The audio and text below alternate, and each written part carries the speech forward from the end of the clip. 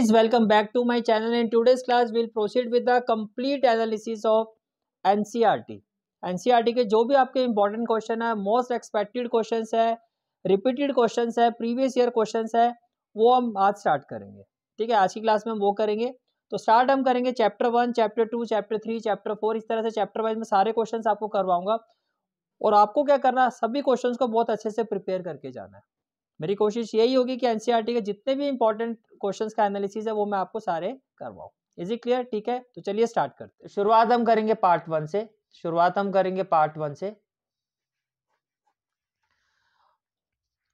Part 1 में जो first chapter आता है आपका, that is relation and function. Part 1 में जो आपका फर्स्ट चैप्टर आता है that is relation and function. तो पहला क्वेश्चन जो है आपका चैप्टर 1 का जो आपको करना है सॉरी, एक्सरसाइज 1.1। एक्सरसाइज 1.1 में जो आपका पहला क्वेश्चन इंपॉर्टेंट आता है वो आता है क्वेश्चन नंबर 1 का सेकंड पार्ट। देखो क्वेश्चन नंबर 1 है क्या आपका, determine whether each of the following relations are reflexive, symmetric and transitive. इस क्वेश्चन में आपको ये बताना है कि जो भी रिलेशन यहाँ पर गिवन है वो रिफ्लेक्सिव, सिमेट्रिक या ट्रांजिटिव है या नहीं है। राइट, तो जो पहला क्वेश्चन हमें करना वो हमें करना क्वेश्चन नंबर फर्स्ट का सेकंड पार्ट, जिसमें आपको कहा जा रहा है रिलेशन आर। इसमें जो रिलेशन है वो क्या है, in the set N of a natural number. यहाँ पे जो रिलेशन है वो natural number to natural number के बीच में है, defined as R is equal to X Y. जैसे कि मैंने आपको पहले भी बताया हुआ है कि जो सेट ए होता है इसके जो एलिमेंट होते हैं वो एक्स होते हैं। सेट ए के जो एलिमेंट होते हैं वो क्या होते हैं, एक्स होते हैं।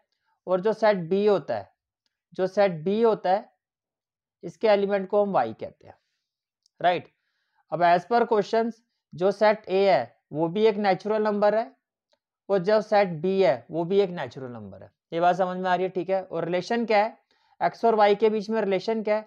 एज पर क्वेश्चन रिलेशन इज कि जो वाई एलिमेंट है वो एक्स एलिमेंट्स के में अगर आप 5 ऐड करोगे तो उसके इक्वल है, यानी कि वाई जितने भी वाई में एलिमेंट होंगे वो किसके इक्वल होंगे, एक्स प्लस 5 के। और जहां पर क्वेश्चन में कहा जा रहा है जो एक्स है आपका वो 4 से छोटा है। देख सकते हो आप क्वेश्चन में क्या लिखा हुआ, relation R in the set N of natural number defined as R is equal to X Y such that Y is equal to X plus 5 and X is less than 4। ठीक है, अब हम question को किस तरह से approach करेंगे। First of all relation क्या है, natural number to natural number. Relation किस किस के बीच में, natural number to natural number. तो आर इज इक्वल टू क्या हो जाएगा, R is equal to X Y such that y is equal to x plus 5 and x is less than 4 ये रिलेशन है। तो रिलेशन क्या बनेगा, देखो x is less than 4 तो x की जगह 1 रखोगे, 2 रखोगे और 3। नेचुरल नंबर 1 से स्टार्ट होता है, 1 2 3 लेस देन 4। तो y का जो फर्स्ट एलिमेंट होगा 1 प्लस 5 वो क्या हो जाएगा 6। 2 रखोगे x की जगह तो 2 प्लस 5 क्या हो जाएगा 7 और 3 रखोगे तो 3 प्लस 5 क्या हो जाएगा 8। तो 1 का रिलेशन 6 के साथ, 2 का बन गया, 2 से 2 पुट करने पर आ गया 7 और 3 पुट करने पर क्या आ गया 8। तो रिलेशन में क्या ऑर्डर पेयर क्या बनेगा आपका, 1 के साथ 6, 2 के साथ 7 और 3 के साथ 8 ये बात क्लियर हो गई? ठीक है, अब रिफ्लेक्सिव के लिए क्या होता है, 1 की इमेज 1, क्या 1 की इमेज 1 है यहाँ पे, क्या 1 की इमेज 1 है, नहीं है।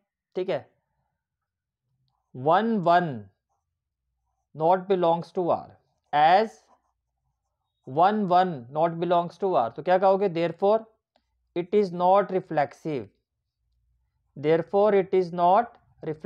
कि भैया ये रिफ्लेक्सिव तो है नहीं, फिर ये रिफ्लेक्सिव तो है नहीं। ये बात समझ में आ रही है? क्लियर है यहाँ तक? ठीक है, इसी तरह से देखो 1 6 आपका रिलेशन को बिलोंग कर रहा है, 1 6 जो है वो रिलेशन को बिलोंग कर रहा है, लेकिन क्या 6 1 है यहाँ पे, नहीं है। तो आप क्या लिखोगे 1 6 belongs to R which implies 6 1। 1 6 के साथ क्या होना चाहिए 6 1, not belongs to R, therefore it is not symmetric, तो ये सिमेट्रिक तो आपका नहीं है, दिस इज नॉट सिमेट्रिक। ये बात भी क्लियर होगी? ठीक है, अब ट्रांजिटिव के लिए क्या होता है, देखो 1 के साथ 6 है। ट्रांजिटिव की तो कंडीशन होती है ना, ट्रांजिटिव के लिए क्या होना चाहिए, पहले तो आपके पास ए बी और बी सी रिलेशन में होना चाहिए।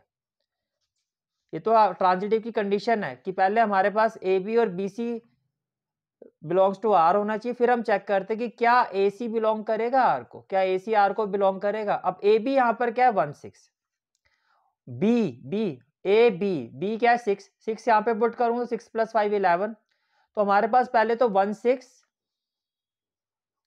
और 6 11 होना चाहिए था।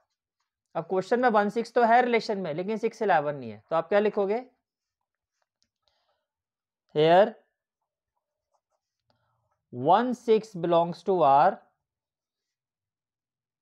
बट जो 6 11 है not belongs to R, not belongs to R. और इसका मतलब क्या हो गया, जब ए बी है बी सी नहीं है, तो आप यही कहोगे कि 1 11 जो है फिर वो भी बिलोंग नहीं करेगा आर को। 1 11 not belongs to R, therefore not transitive, therefore not transitive, therefore not transitive. Clear हो गया क्वेश्चन यहाँ तक? यहाँ तक कोई डाउट तो नहीं है आपको? क्लियर है, ठीक है। नाउ नेक्स्ट क्वेश्चन जो है हमारा वो है क्वेश्चन नंबर 1 का part 3। Next question is question number 1 का पार्ट 3।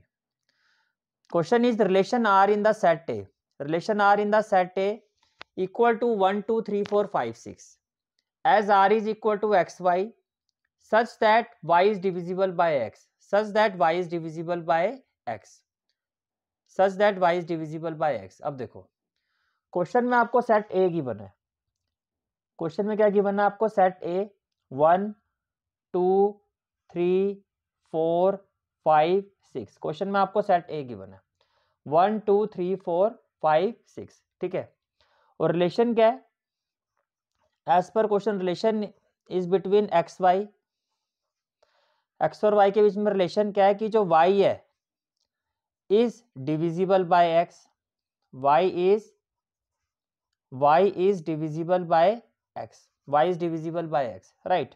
अब यहां देखो, अब यहां पे भी जो रिलेशन है वो क्या है, सेट ए का सेट ए के साथ है, बिकॉज एक ही सेट गिवन है।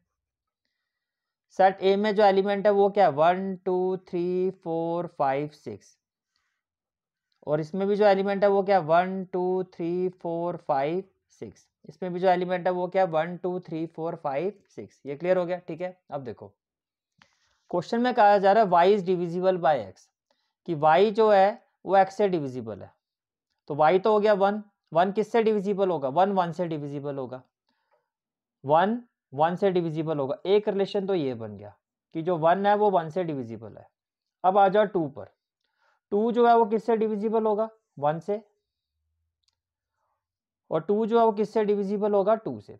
समझ में आ रहा रिलेशन किस तरह से बनेगा, ठीक है।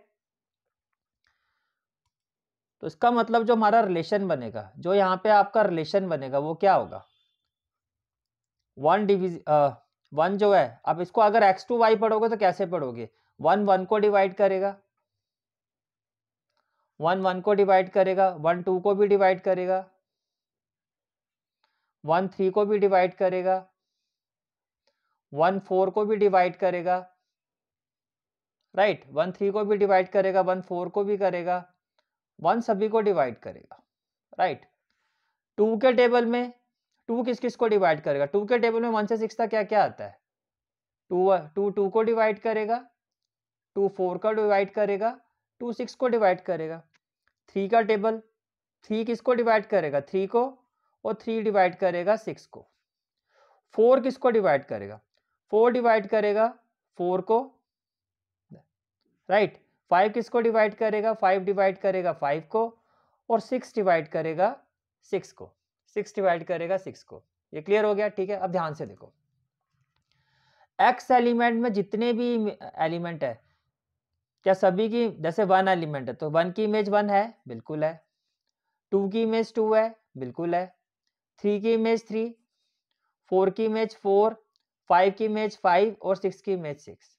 तो रिफ्लेक्सिव तो हुआ एज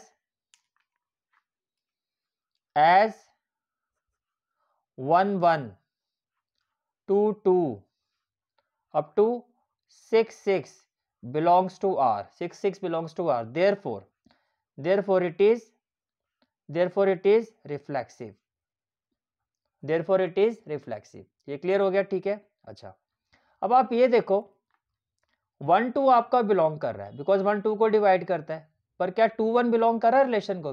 2 तो 1 को डिवाइड नहीं करेगा, तो आप क्या लिखोगे? As 1 2 belongs to R, which implies 2 1 not belongs to R। भाई 1 2 तो बिलोंग कर रहा है, लेकिन जो 2 1 है वो बिलोंग नहीं कर रहा है। therefore it is not symmetric, therefore it is not symmetric, therefore it is not symmetric। ये क्लियर हो गया, ठीक है। अब देखो यहां पर, देखो 1 2 को बिलोंग कर रहा है, 1 2 रिलेशन को बिलोंग कर रहा है ना, 1 2 को डिवाइड कर रहा है, राइट। और 2 जो है वो 4 को डिवाइड कर रहा है, तो ये हो गया आपका ए बी और ये हो गया आपका B C. A B belongs to R, B C belongs to R. क्या ए सी बिलोंग कर रहा है? क्या 1 4 बिलोंग कर रहा है? तो 1 4 भी कर रहा है, 1 4 भी बिलोंग कर रहा है, तो इसका मतलब ये क्या होगा? ये ट्रांजिटिव है। इसका मतलब ये क्या है? ट्रांजिटिव है। तो आप कैसे लिखोगे? As 1 2 belongs to R, 2 4 belongs to R, which implies 1 4 belongs to R, 1 4 belongs to R। therefore it is transitive, therefore it is transitive, and this is the final answer of this question। is it clear? ठीक है। Exercise 1.1 का question number 2 है आपका। Question is show that the relation R in the set R of a real number defined as R is equal to AB such that R is less than equal to B square। आपको ये show करना है ये जो relation है is neither reflexive, ना तो ये रिफ्लेक्सिव है, नॉर सिमेट्रिक, ना ये सिमेट्रिक है, नॉर ट्रांजिटिव, और ना ही ये ट्रांजिटिव है। ये बात समझ में आ गई, ठीक है। तो फर्स्ट ऑफ ऑल हम चेक करते हैं रिफ्लेक्सिव। फर्स्ट ऑफ ऑल हम चेक करते हैं रिफ्लेक्सिव। देखो रिलेशन क्या है आपका? Relation is a comma b such that a is less than equal to b square, such that a is less than equal to b square, right। अब देखो 4 अगर आप क्वेश्चन में जाओ तो क्वेश्चन में देखो क्या कहा जा रहा है आपको? Relation R in the set R of real number, यानी कि यहाँ पे जो रिलेशन है वो रियल नंबर का है, रियल नंबर।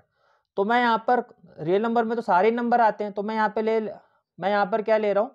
1/2 और 1/2। रिफ्लेक्सिव के लिए मैंने क्या ले लिया? 1/2। अब रिफ्लेक्सिव कब होगा? जब 1/2 1/2 इसको बिलोंग करेगा। मैं ये चेक कर रहा हूँ, ठीक है। अब ए की जगह आप रखो, अब रिलेशन में वैल्यू पुट करो। देखो ये जो है आपका वो ए है और ये आपका क्या है? बी है। ये आपका ए है और ये आपका क्या है? बी है, राइट। अब देखो 1/2 ए की जगह क्या हो गया? 1/2 less than equal to 1/2 square, 1/2 less than equal to 1/2 square. तो 1/2 को सॉल्व करोगे तो 0.5 आएगा, लेस देन इक्वल टू 0.5 का 1/2 0.5, इसका स्क्वायर करोगे तो क्या आएगा? 0.25। अब 0.5 जो है 0.25 से छोटा नहीं होता, which is false, which is false. therefore it is not reflexive, therefore it is not reflexive। ये बात समझ में आ गई कि ये रिफ्लेक्सिव नहीं है, ठीक है। चलो जी आगे चलते हैं। अब बात करते हैं सिमेट्रिक की। अब हम बात करते हैं सिमेट्रिक की।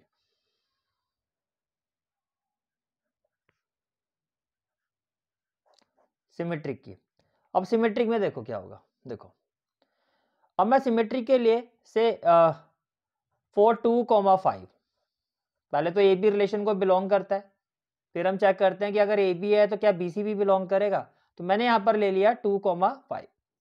अब ए की जगह आप रखो 2 और बी की जगह रखो 5, बी स्क्वायर है तो 5 स्क्वायर। अब क्या 2 5 स्क्वायर से छोटा होता है? बिल्कुल छोटा होता है, बिकॉज ये इक्वेशन बन गई 2 is less than equal to 25। तो 2 जो है 25 से छोटा होता है, which is true, which is true. तो ए बी तो हमारा बिलोंग कर रहा है, अब हम करते हैं इसको बी ए फॉर 5,2 फॉर 5,2। अब ए की जगह 5 रखो, बी की जगह 2 रखो, तो ये क्या हो गया 5 less than equal to 4, 5 less than equal to 4 which is false. 5 4 से छोटा तो नहीं होता, विच इज फॉल्स। तो ये आपका क्या हो गया फॉल्स। इसका मतलब क्या हो गया which implies if 2 5 belongs to R then, अब जो 5 2 है वो आर को बिलोंग नहीं कर रहा है, therefore it is not symmetric, therefore it is not symmetric. तो ये आपका सिमेट्रिक भी नहीं है, ये आपका सिमेट्रिक नहीं है। क्लियर हो गया यहां तक, ठीक है। हम चेक करते हैं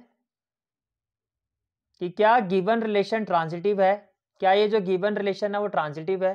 तो देखो रिलेशन क्या है हमारा, relation is A comma B such that A is less than equal to B square, such that A is less than equal to B square. अब ट्रांजिटिव के लिए पहले ए बी बिलोंग कर रहा है, पहले हमें ए बी को बिलोंग करवाना है, बी सी को बिलोंग करवाना है, और फिर हम चेक करेंगे अगर ए बी और बी सी बिलोंग कर रहा है तो क्या ए सी बिलोंग कर रहा है। तो पहले मैं ए बी के लिए ले लेता हूं for 2 comma minus 3, A B के लिए क्या ले लेता हूं 2 कॉमा माइनस 3। अब ए की जगह 2 पुट कर दो, ए की जगह 2 पुट कर दो, तो क्या हो जाएगा 2 less than equal to minus 3 square, which implies 2 जो है आपका माइनस 3 का स्क्वायर हो गया 9, विच is true, which is true. कि ये तो बात सही है कि 2 जो है वो 9 से छोटा होता है, 2 जो है वो 9 से क्या होता है छोटा होता है, right. Now 4 minus 3 comma 1, minus 3 comma 1, minus 3 less than equal to क्या हो जाएगा 1 स्क्वायर। अब माइनस 3 जो है 1 से छोटा होता है, which is true, which is true. तो देखो ए बी जो है वो भी बिलोंग कर रहा है, बी सी जो है वो भी बिलोंग कर रहा है। अब हम चेक करेंगे ए सी, ए सी, ए सी का मतलब 4 2 कॉमा 1, 4 2 कॉमा 1, ए आपका 2 है और सी आपका 1 है, ए आपका 2 है और सी आपका 1 है। तो ए की जगह 2 रखो और बी की जगह 1 रखो, बी की जगह 1 रखो। अब क्या 2 1 से छोटा होता है, इसका मतलब यही हुआ ना 2 is less than equal to 1, which is false, which is false, ठीक है। As 2 comma minus 3 belongs to R and minus 3 comma 1 belongs to R, belongs to R, right? But 2 comma 1 not belongs to R, therefore it is not transitive, therefore it is not transitive. So this is the final answer of this question. ये exercise 1.1 का question number 4 है। Question is show that the relation R in R defined as R is equal to AB such that A is less than equal to B। अब हमें show करना है ये जो relation है ये रिफ्लेक्सिव है, ट्रांजिटिव है, but not symmetric, but not symmetric. Okay, first of all given relation R is equal to AB, R is equal to AB such that A is less than equal to B, such that A is less than equal to B। तो सबसे पहले हम बात करते हैं reflexive की, तो क्या लिखोगे clearly, clearly A comma A belongs to R as A is equal to A। भाई A जो है आपका वो A से छोटा नहीं होगा, पर A दोनों में से कोई एक कंडीशन सेटिस्फाई होनी चाहिए। यहां पर कहा जा रहा है A is less than equal to B, तो क्या A से छोटा होता है, नहीं होता, लेकिन A जो है इस कंडीशन को सेटिस्फाई करेगा कि A जो है वो A के इक्वल होता है, A जो है वो A के क्या होता है इक्वल होता है। समझ में आ गया।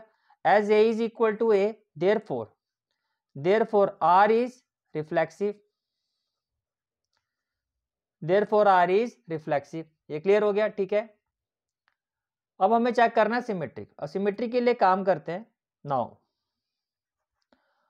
से 2 कॉमा 4 बिलोंग्स टू R, मैंने कहा कि 2 कॉमा 4 जो है with respect to this relation ये इसको बिलोंग कर रहा है।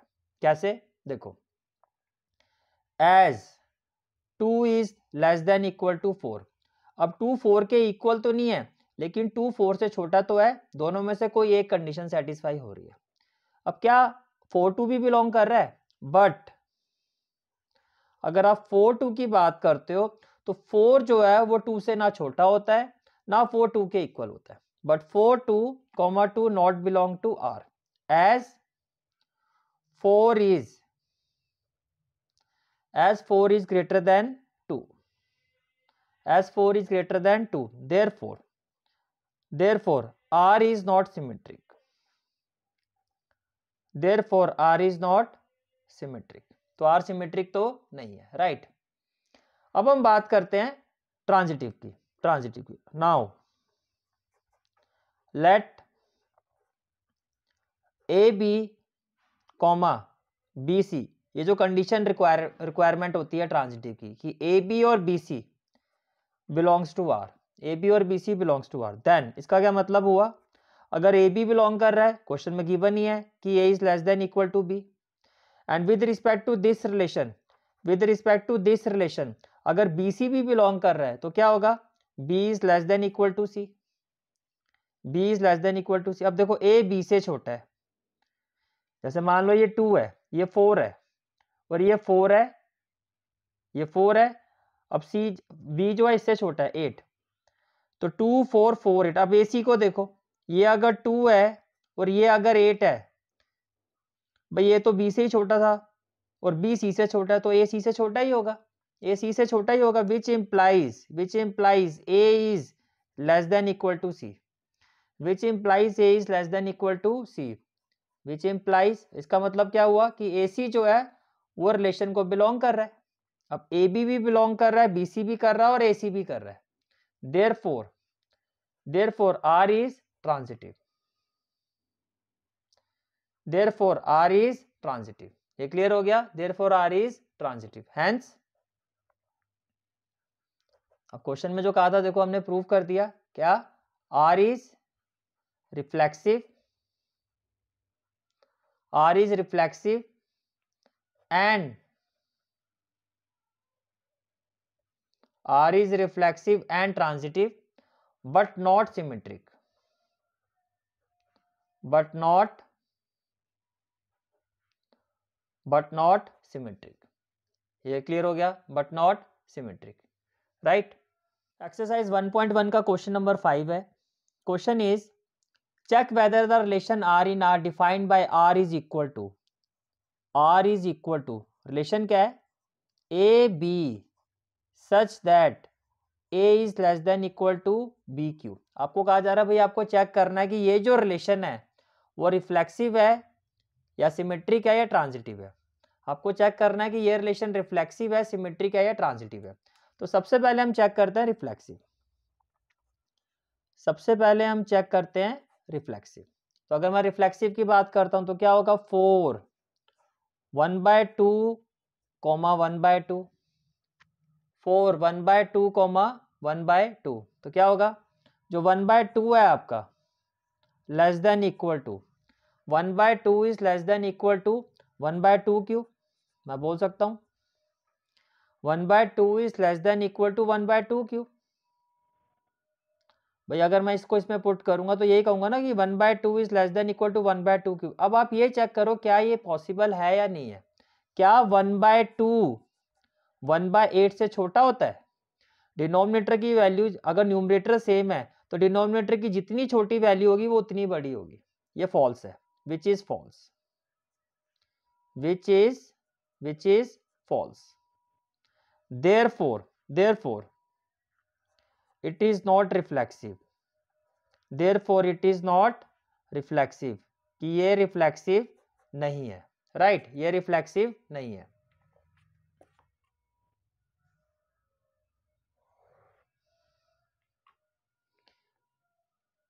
Now we will check that whether it is symmetric or not। अब ये सिमेट्रिक है या नहीं है। अब देखो ये रिलेशन है आपका, तो मैंने यहां पर पॉइंट ले लिया 4 1 1,2 1,2 ले लेते हैं 1,2। अगर यहाँ पे मैं पुट करता हूँ तो क्या होगा, 1 is less than equal to 2 cube, बिल्कुल होता है। 1 जो है 2 क्यूब दैट इज 8, इससे छोटा होता है। इसका मतलब ये तो आपका क्या आ गया, ये ट्रू आ रहा है। अब ए बी तो बिलोंग कर रहा है। अब चेक करते हैं 2 1 4 4 2 1 4 2 1। अब 2 1 के लिए अगर मैं यहाँ पे ए की जगह 2 पुट करता हूँ और बी की जगह 1 पुट करता हूँ तो क्या हो गया कि 2 जो है 1 से छोटा है। तो ये क्या हो गया, 2 जो है 1, क्या 2 1 से छोटा होता है, ये फॉल्स हो गया। तो ए बी तो बिलोंग कर रहा है, लेकिन जो बी सी है, बी ए है, जो बी है वो बिलोंग नहीं कर रहा है। तो as 1 2 belongs to R, it implies 2 1 not belongs to R. Therefore, it is not symmetric. Therefore, it is not symmetric. ये क्लियर हो गया, ठीक है। अब नेक्स्ट हम आते हैं ट्रांजिटिव में।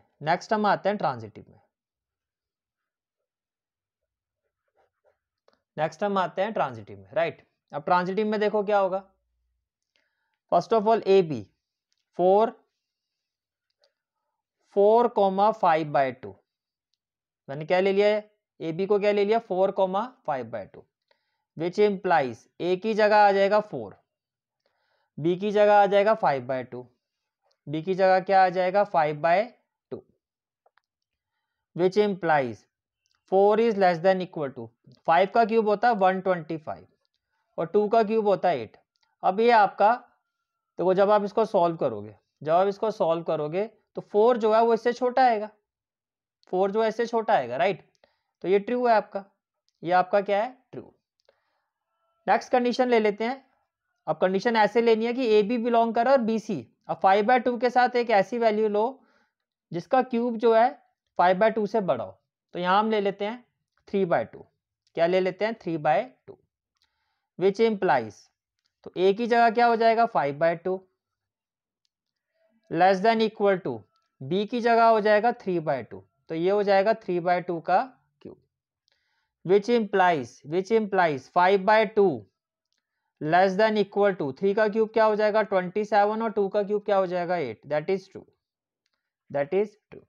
अब हमने ये प्रूव कर दिया कि ए बी बिलोंग कर रहा है और बी सी भी बिलोंग कर रहा है, ए बी बिलोंग कर रहा है और बी सी भी बिलोंग कर रहा है, ए बी बिलोंग कर रहा है, बी सी। अब हम चेक करेंगे क्या ए सी बिलोंग कर रहा है, क्या 4 जो है 3/2 के क्यूब से छोटा होता है, क्या 4 जो है 3/2 के क्यूब से छोटा होता है।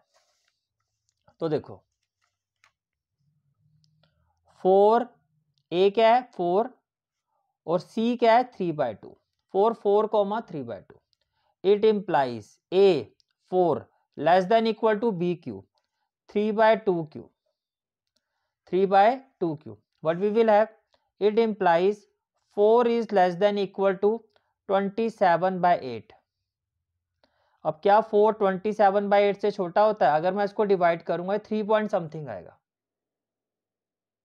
तो 4 तो इससे छोटा नहीं है, 4 तो बड़ा हो गया, दैट इज फॉल्स। क्लियर हो गया, ठीक है। अब देखो as 4,5/2 4,5/2 belongs to R and 5/2, 3/2 belongs to R, which implies 4 A or C 3/2 not belongs to R. Therefore, it is not transitive. ये क्लियर हो गया, ठीक है। तो हमने जब इसको चेक किया तो हमने देखा ना ये रिफ्लेक्सिव है, ना ये सिमेट्रिक है और ना ही ये ट्रांजिटिव है। इज इट क्लियर, ठीक है। नेक्स्ट क्वेश्चन जो है आपका वो एक्सरसाइज 1.1 का क्वेश्चन नंबर 9 है। एक्सरसाइज 1.1 का क्वेश्चन 9 है। Question is show that each of the relation R in the set A. और सेट ए क्या है, सेट ए में जो एक्स एलिमेंट है वो बिलोंग कर रहा है इंटीजर को, such that X is greater than equal to 0 less than equal to 12 given by. First part में कहा जा रहा है R is equal to A B such that modulus of A B is a multiple of 4, magnitude of A minus B is a multiple of 4 and R is, और second part में कहा जा रहा है R is equal to A B such that A equal to B. आपको कहा जा रहा है ये जो पार्ट 1 और पार्ट 2 में जो रिलेशन गिवन है आपको शो करना है ये एक इक्विवेलेंस रिलेशन है। ये क्या है? एक इक्विवेलेंस रिलेशन है।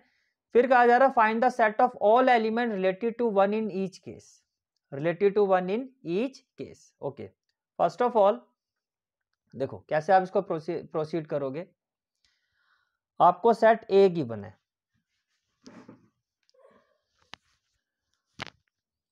आपको सेट ए गिवन है। Set A is x belongs to integer, integer है तो थोड़ा बोल्ड में लिखोगे, such that x is greater than equal to 0 and less than equal to 12, such that x is greater than equal to 0 less than equal to 12, where a is equal to, देखो x की value 0 के equal है और कहाँ तक है? 12 तक। तो यानी कि a क्या हो गया? a में जो एलिमेंट है वो क्या है? 0 1 2 3 सो ऑन अप टू क्या होगा? 12 होगा। सो ऑन अप टू क्या होगा? 12। अब फर्स्ट पार्ट की बात करते हैं। फर्स्ट पार्ट में जो रिलेशन है, फर्स्ट पार्ट में जो रिलेशन है a और b के बीच में वो क्या है कि magnitude of a minus B is a multiple of 4, is a multiple of 4, कि magnitude of a minus B जो है वो क्या होगा? Multiple of 4, is a multiple of 4। Clear हो गया यहां तक? ठीक है, तो सबसे पहले हम चेक करते हैं रिफ्लेक्सिव। सबसे पहले हम चेक करते हैं रिफ्लेक्सिव। तो अगर मैं रिफ्लेक्सिव की बात करता हूं तो रिफ्लेक्सिव का मतलब क्या होता है? For A comma a, reflexive का मतलब हो गया a comma A. It implies, it implies, देखो ए कॉमा ए तो बी की जगह ए तो a minus a, it implies a minus a, और ए माइनस ए क्या होगा? 0। 0 तो मल्टीपल ऑफ 4 होता है। 0 is a multiple of 4, 0 is a multiple of 4। ठीक है, इसका मतलब क्या हुआ? इसका मतलब ये हुआ कि जो a कॉमा ए आपका वो बिलोंग कर रहा है आर को। Therefore it is reflexive, therefore it is reflexive. ये क्लियर हो गया? ठीक है, इसके बाद फिर हम आते हैं किस पर? सिमेट्रिक पर।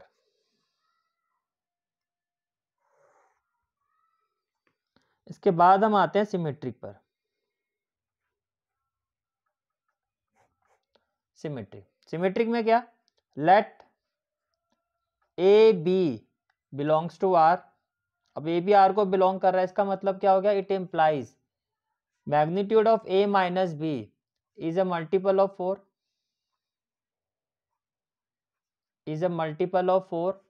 ठीक है, तो मान लेते हैं let magnitude of A minus B is equal to 4m, multiple of 4, 4 into M. ठीक है, मतलब m की जगह कोई भी वैल्यू रखो, मल्टीपल ऑफ 4 है। फिर हम बात करते हैं अब 4ab, अब मैं बात कर रहा हूँ ba की। ab के साथ अगर मैं इसको ba, अब मैं ba पे चेक करता हूँ तो ba में क्या होगा? अगर ये ba भी इसको बिलोंग कर रहा है तो क्या होगा? Magnitude of b minus A is a multiple of 4, is a multiple of 4, is a multiple of 4। ये क्लियर हो गया? ठीक है, अब क्या मैं magnitude of b minus A को magnitude of with minus sign a minus B लिख सकता हूं? बिल्कुल लिख सकता हूं। और मैग्नीट्यूड है तो माइनस की जगह क्या हो जाएगा? प्लस ही हो जाएगा। और ये किसके इक्वल है? 4m के। अब 4m क्या था? मल्टीपल ऑफ 4, ये भी 4m के इक्वल आ गया, ये भी 4m के इक्वल आ गया। इसका मतलब क्या हो गया कि जो बी ए है, जो आपका बी ए है वो भी बिलोंग कर रहा है किसको? आर को। ए बी अगर बिलोंग कर रहा है तो बी ए भी आर को बिलोंग कर रहा है, therefore it is symmetric,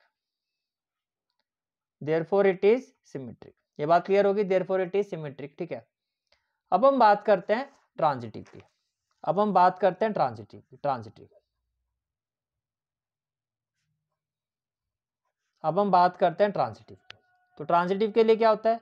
late A B belongs to R, let A B belongs to R, right, and B C belongs to R, and B C belong, देखो अगर ए बी बिलोंग कर रहा है are को तो इसका क्या मतलब होगा? इसका मतलब ये हुआ कि magnitude of A minus B is a multiple of 4, is a multiple of 4। इसी तरह से इसका क्या मतलब हुआ, it implies magnitude of b minus C is a multiple of 4, is a multiple of 4, right. तो यहां से हमने ले लिया let magnitude of a minus B is equal to 4 है, और यहां से हमने ले लिया let magnitude of b minus C is equal to 4n, magnitude of b minus C is equal to 4n। ये क्लियर हो गया, ठीक है। अब हम बात करते हैं AC, 4AC, 4AC भाई ए बी बिलोंग कर रहा है, बी सी कर रहा है, अब हम चेक करेंगे AC। तो AC का मतलब क्या हो गया, magnitude of A minus b, magnitude of A minus c. क्या मैं इसको ऐसे ले सकता हूँ, A minus c plus B minus b, and which can be written as magnitude of A minus B, A minus B plus B minus C, B minus C।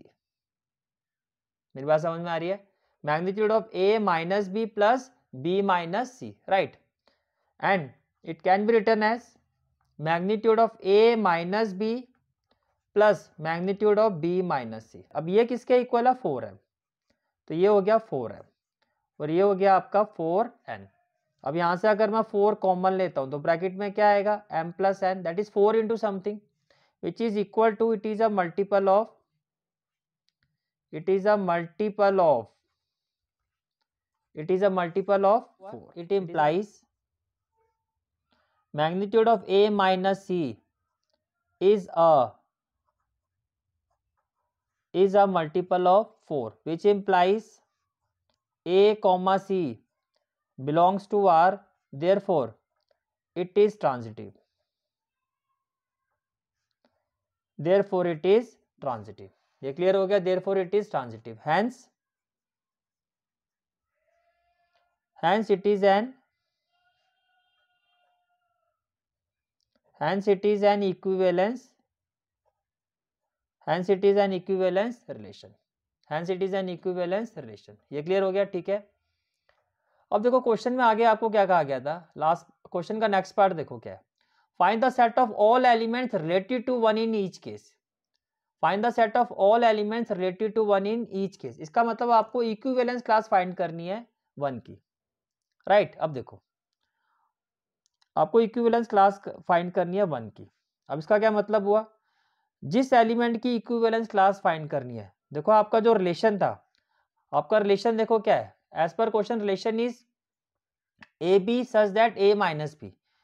तो आपको B को किसी एक एलिमेंट को वन से replace करना है, जैसे वहां पे लिखा हुआ रिलेशन में ए बी, तो आप इसको लिखोगे a comma one, a comma one such that magnitude of A minus B, तो ये हो जाएगा magnitude of A minus one is a multiple, is a multiple of 4, is a multiple of 4, ठीक है।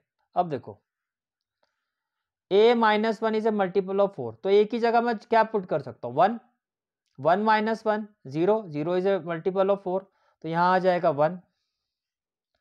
a की जगह मैं क्या पुट कर सकता हूँ, और 5, 5 माइनस वन क्या होगा, 4, 4 इज ए मल्टीपल ऑफ 4, तो यहाँ आ जाएगा 5। और a की जगह मैं क्या पुट कर सकता हूँ, 9, 9, 9 minus one 8, 8 is a multiple of 4, तो ये हो गया 9।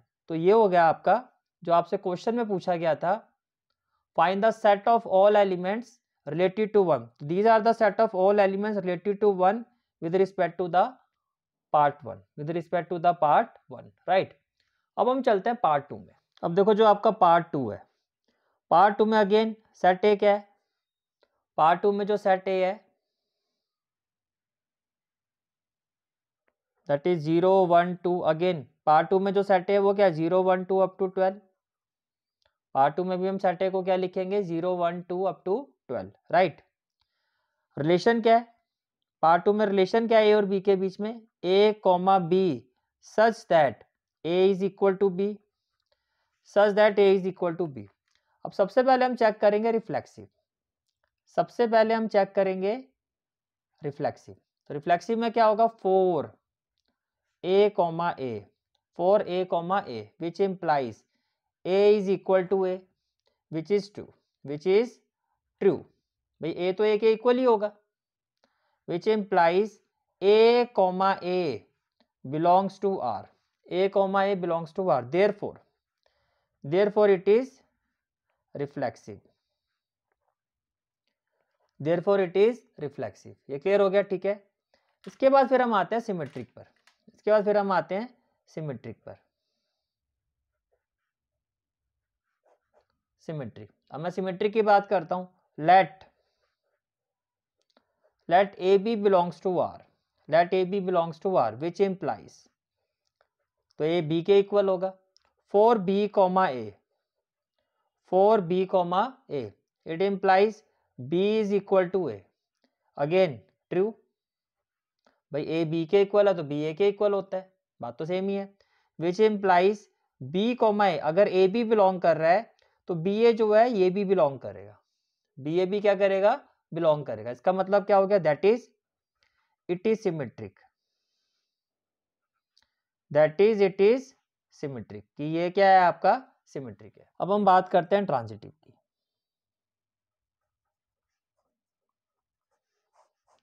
ट्रांजिटिव, तो लेट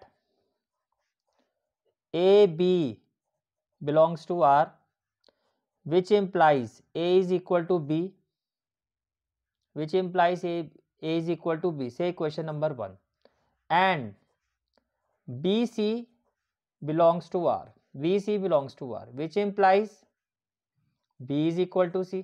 भाई ये तो गिवन कंडीशन होनी चाहिए, ट्रांजिटिव प्रूफ करने के लिए ये कंडीशन हमारी गिवन होती है कि a B b C.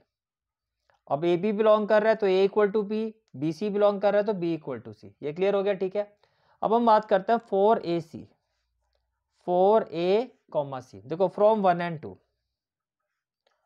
From 1 and 2, अगर आप 1 और 2 को देखो, ए 4 है तो बी भी 4 हो गया, अब बी 4 है तो सी भी 4 हो गया, तो from 1 and 2 we can say that A is equal to C. From 1 and 2, from 1 and 2, for A comma C में क्या कह रहा हूं मैं, from 1 and 2 we can say that a is equal to c। From 1 and 2, from equation 1 and 2 we can say that a is equal to c, right? That is ac belongs to r, therefore it is transitive, it is transitive, right? इसका मतलब क्या हो गया, hence it is an equivalence relation, hence it is an equivalence relation। ये कहानी clear होगी, ठीक है। अब अगेन, अब with respect to this part हमें सेट ऑफ ऑल एलिमेंट्स बताने जो 1 से रिलेटेड होंगे, 1 से रिलेटेड होंगे। देखो अब आपका रिलेशन है ए और बी, मैंने क्या कहा, ए और बी में से किसी एक को, जिसका आपको इक्विवेलेंस क्लास फाइंड करना है, या इस तरह से सेट ऑफ ऑल एलिमेंट जो इससे रिलेटेड है, इसको इक्विवेलेंस क्लास ही कहते हैं, उसमें किसी एक को रिप्लेस कर दो। आप जैसे प्रीवियस पार्ट में मैंने बी को रिप्लेस किया था, यहाँ पर ए को रिप्लेस कर दो, तो आप लिखो 1 comma B such that A equal to B, तो 1 इक्वल टू बी। अब बी की जगह मैं क्या रख सकता हूँ कि ये 1 के इक्वल आ जाए, 1, तो यहाँ पर only 1 will be the element which is related to this, which will be related to 1। ये क्लियर हो गया, ठीक है। And this is the final answer of this question. Okay. Now next question is question number 13. Question is, show that the relation are defined in the set A of all polygons as R is equal to P1 comma P2 such that P1 and P2 have same number of side. P1 and P2 की दो side है, दोनों ही polygon है, same number of sides है, तो आपको prove करना है कि ये जो रिलेशन है P1 और P2 के बीच में, ये एक इक्विवेलेंस रिलेशन होगा।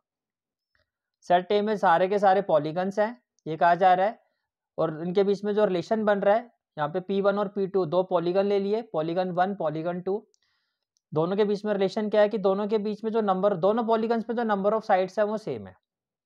तो आपको शो करना कि इन दोनों के बीच में जो रिलेशन होगा वो एक इक्विवेलेंस रिलेशन होगा। फर्स्ट पार्ट तो ये है। फिर कहा जा रहा है what is the set of all elements in A related to the right angle triangle T with side 3, 4 and 5। Okay, पहले तो फर्स्ट पार्ट में चलते हैं। पहले तो हमें ये प्रूव करना है कि ये एक इक्विवेलेंस रिलेशन है, राइट। अब देखो, एज पर question A is equal to all polygons, as पर question A is equal to all polygons, ठीक है। और जो रिलेशन है वो क्या है, ए टू ए, रिलेशन क्या है, ए टू ए। और रिलेशन है क्या, रिलेशन क्या है, P1, P2 such that P1 and P2 have same number of sides, P1 and P2 have same number of sides। ये क्लियर हो गया, ठीक है।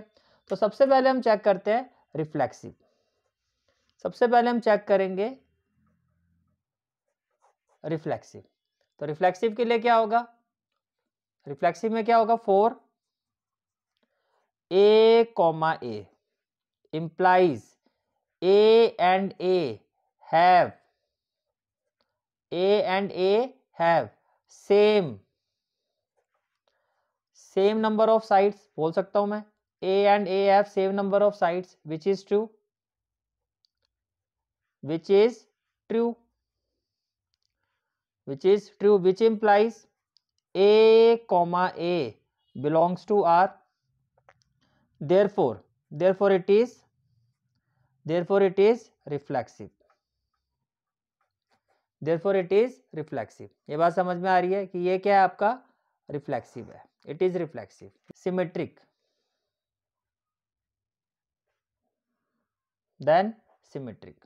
अब सिमेट्रिक की बात करते हैं। सिमेट्रिक में क्या होगा, let A B belongs to R, let A B belongs to R, which implies A and B have same number of sides, A and B have same number of sides, then for B, A,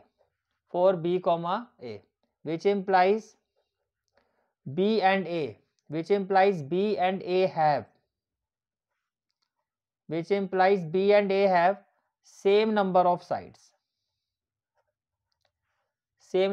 sides, which is true,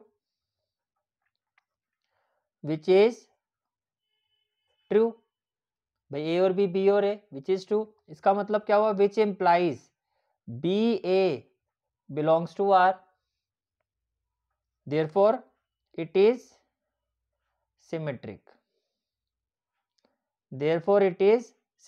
ये clear हो गया, ठीक है। अब हम बात करते हैं ट्रांजिटिव की, किसकी, ट्रांजिटिव की। तो ट्रांजिटिव में क्या होगा, देखो, let A B belongs to R, ठीक है, and B C belongs to are.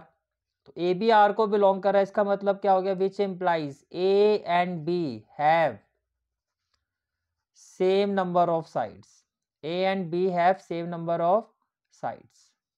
से क्वेश्चन नंबर 1। और इसका क्या मतलब हुआ, which implies B and C have same number of sides, ये क्लियर हो गया, ठीक है। अब देखो फ्रॉम 1 and 2, इसको 2 ले लेते हैं, फ्रॉम 1 and 2, मान लो यहाँ पर साइड 4 है तो यहाँ पे भी 4, और यहाँ 4 है तो यहाँ भी 4। इसका मतलब from 1 and 2 it implies A and C have same number of sides, which implies AC belongs to R, therefore it is transitive, तो आपने क्या प्रूव कर दिया, hence it is an equivalence relation, ये क्लियर होगी बात, ठीक है। अब देखो क्वेश्चन में क्या कहा जा रहा है आपको आगे, what is the set of all elements in A related to the right angle triangle T with side 3, 4 and 5। इसका मतलब ये हुआ इसका मतलब ये हुआ कि हमें क्या फाइंड करना है, हमें फाइंड करना है to find what we have to find now, we have to find equivalence class, we have to find equivalence class of t, we have to find equivalence class of t, right?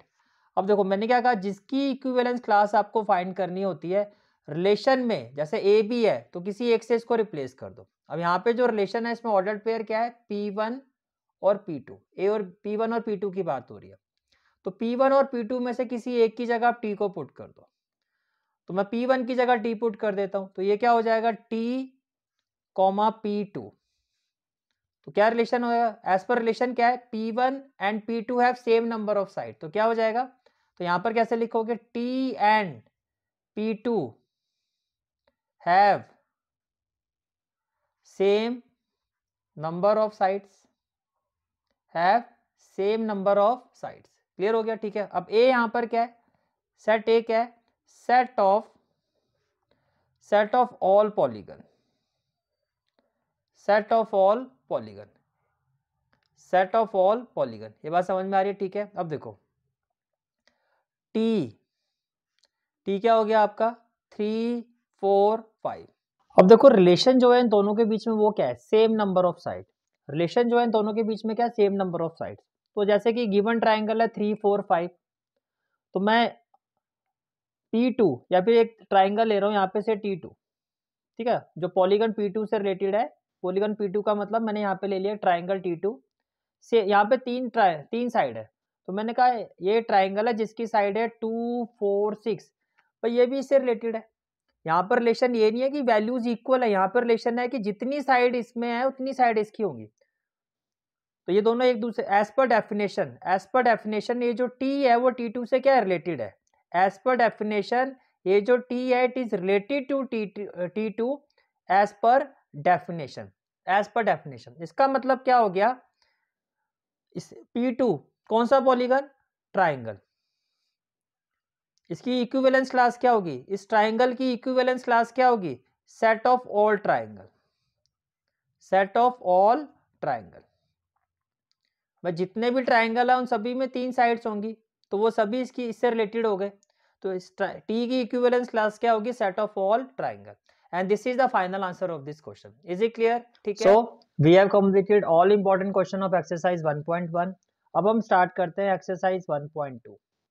Exercise 1.2 का जो पहला question हमें करना है वो आता है question number 1। Question is show that the function F such that R, और देखो यहाँ पर कुछ इस तरह का एक साइन बना हुआ है, टू आर, अगेन फिर इस तरह का साइन बना हुआ है, ठीक है। Defined by F x is equal to 1/x। आपको शो करना है कि ये जो फंक्शन है वो 1 1 एंड ऑन 2 है, where R is the set of all non zero real number, is the result true if the domain R, और ये वाला sign star is replaced by N. अगर आप इसकी जगह नेचुरल नंबर को रखते हो विथ को डोमेन बिंग सेम, देखो भाई ये तो हो गया आपका डोमेन,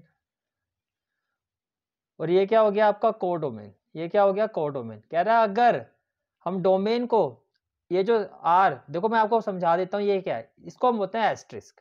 ये जो साइन होता है आपका इसको हम बोलते हैं एस्ट्रिस्क। क्या बोलते हैं, ये जो इस तरह से आपको यहाँ पे साइन दिखाई दे रहा है, ये जो साइन होता है इसको बोला जाता है एस्ट्रिस्क। इसको क्या बोला जाता है, जैसे ये जो साइन होता है मैथमेटिकली इसको हम क्या कहते हैं, देयरफॉर। क्या कहते हैं, देयरफॉर। और इसका मतलब क्या होता है, इसका मतलब होता है नॉन जीरो। इसका मतलब क्या होता है, नॉन जीरो। अब क्वेश्चन में यहाँ पे कहा जा रहा है, अब यहाँ पर ये किसके साथ लगा हुआ है, रियल नंबर के साथ, तो इस पूरे का मतलब क्या हो गया, नॉन जीरो रियल नंबर। पूरे का मतलब क्या हो गया, नॉन जीरो रियल नंबर।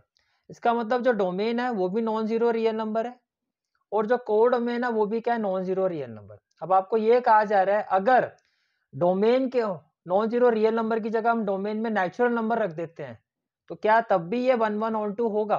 मेरी बात समझ में आ रही है, ठीक है। तो सबसे पहले देखो 1 1 ऑन 2 हम कैसे प्रूव करते हैं। देखो फर्स्ट ऑफ ऑल 1 1 हम कैसे प्रूव करते हैं, हम क्या करते हैं, हम दो इमेजेस को इक्वेट करते हैं और जिन एलिमेंट्स की वो इमेज होती है अगर वो एलिमेंट्स भी इक्वल प्रूव हो जाते हैं तो हम कहते हैं 1 1 है।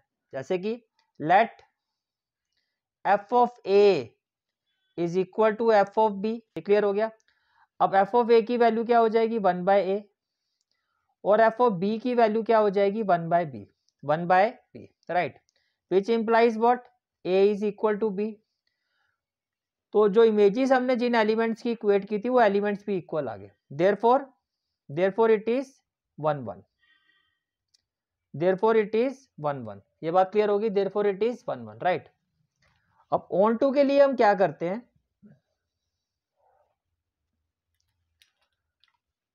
अब देखो ऑन टू कैसे प्रूव किया जाता है। आपको क्या गिवन है, f x equal to 1 by x, f x का मतलब क्या होता है y, let F of x is equal to y, तो ये क्या हो जाएगा which implies y is equal to 1 by x, which implies y is equal to 1 by x.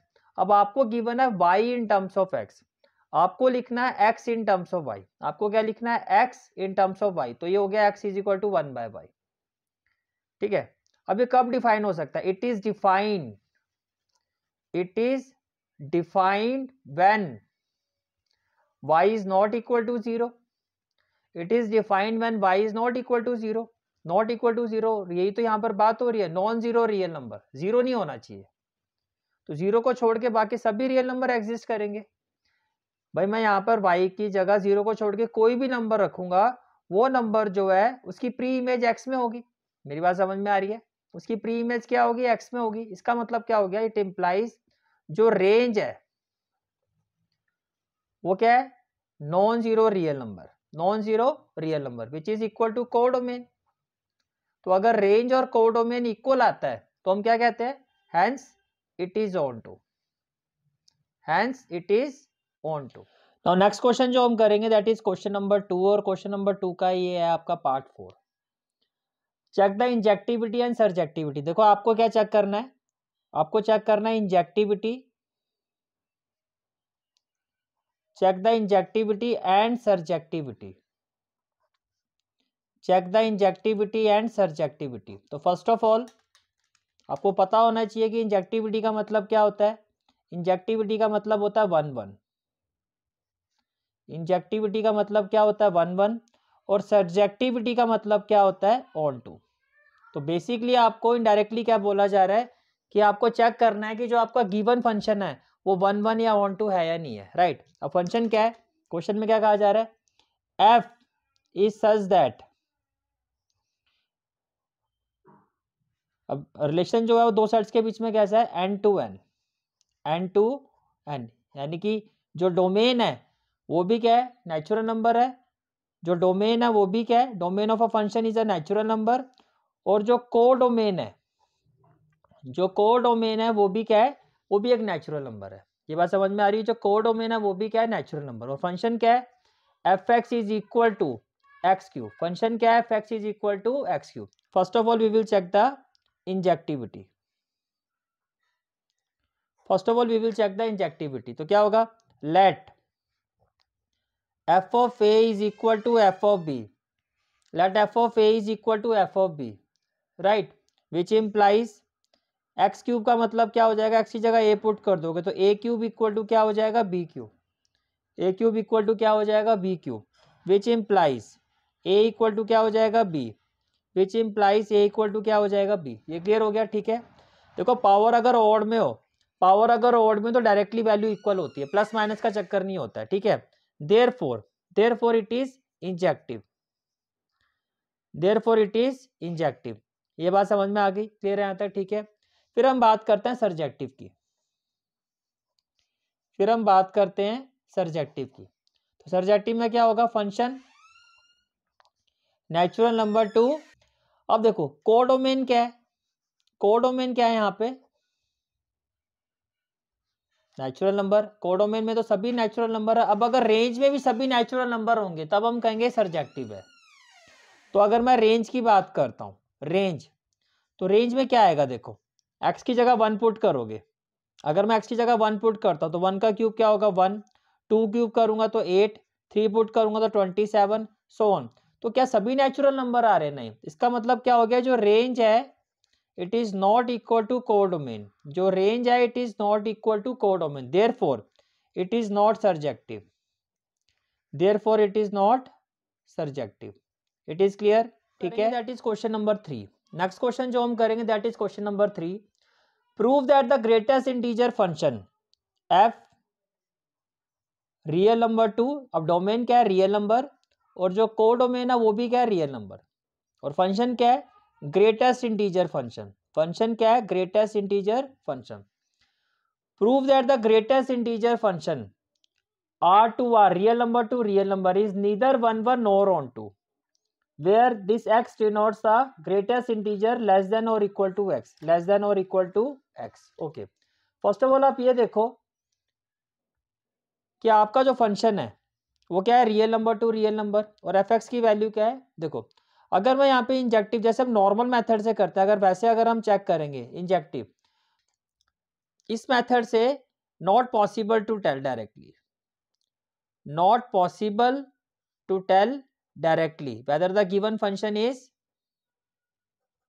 1 1 or not। ठीक है, देखो अब ऐसा क्यों कह रहा हूं मैं, देखो एफ ओ 1.2 क्या होगा?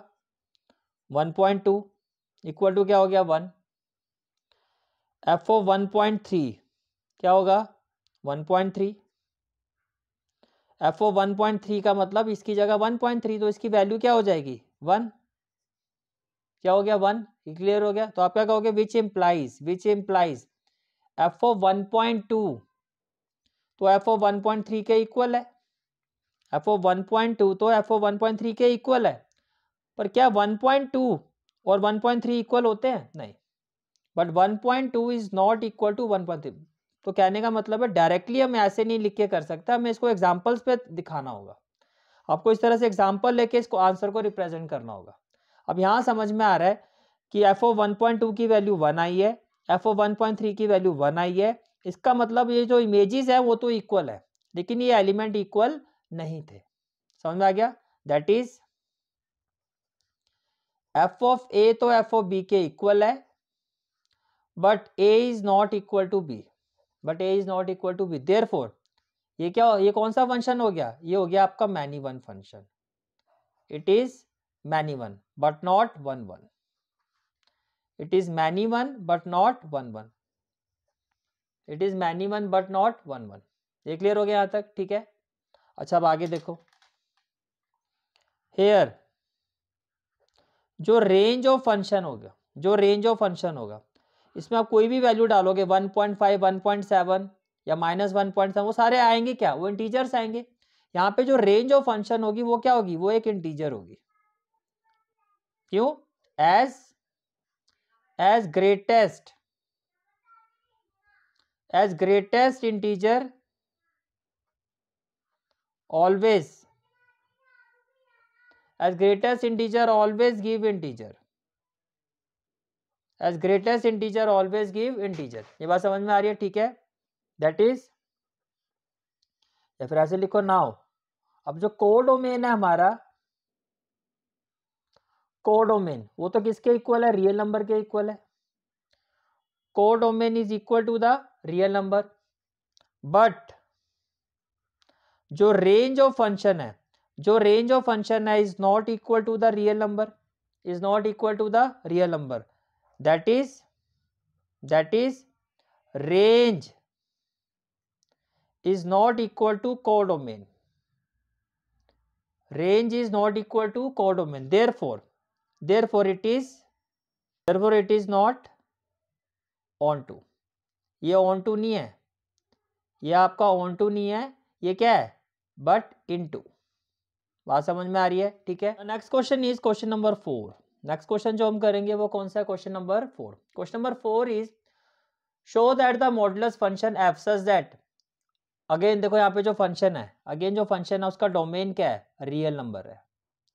डोमेन क्या है? एक रियल नंबर है, और जो कोडोमेन है वो भी क्या है? एक रियल नंबर है। Given by F x is equal to, अब यहाँ पर जो फंक्शन है आपका वो क्या है? एक मॉडुलस फंक्शन है। आपको शो करना है ये जो फंक्शन है ना 1 1 होगा ना ऑन 2 होगा, where modulus x is x if x is positive और 0, and modulus x is negative x if x is negative. ये हमें पता है मॉडुलस एक्स की इस तरह से हम वैल्यू का कंसिडरेशन करते हैं। ये क्लियर हो गया यहाँ तक? ठीक है, तो देखो फर्स्ट ऑफ ऑल हम चेक करते हैं इंजेक्टिव मीन्स 1 1 कि ये 1 1 है या नहीं है। तो देखो let F of a is equal to f of b, let f of a is equal to f of b, that is modulus of a is equal to modulus of b। अब देखो modulus of a equal to modulus of b को कैसे लिखोगे, which implies a is equal to 1 minus b। अब एक element की एक से ज्यादा इमेज है, एक एलिमेंट की एक से ज्यादा इमेज है, therefore it is many one, therefore it is many one। ये क्लियर हो गया? ठीक है, या आप इसको ऐसे भी शो कर सकते हो और देखो आप इसको कैसे कर सकते हो, you can do this question like f of 3 equal to क्या होगा, modulus of 3, f of -3 equal to magnitude of -3, modulus of -3 भी क्या होगा, 3 होगा। अब हो क्या रहा है यहाँ पे, इसका मतलब क्या हुआ, इट इम्प्लाइज कि एफ ऑफ 3 जो है वो एफ ऑफ -3 के इक्वल है। भाई इमेजेस तो इन एलिमेंट्स की इक्वल आ रही है, पर क्या 3 -3 के इक्वल होता है, but 3 is not equal to -3, that is f of A is equal to F of b, but a is not equal to b, therefore it is many one, therefore it is many one, therefore it is many one। Clear हो गया? ठीक है, फिर हम बात करते हैं surjective की,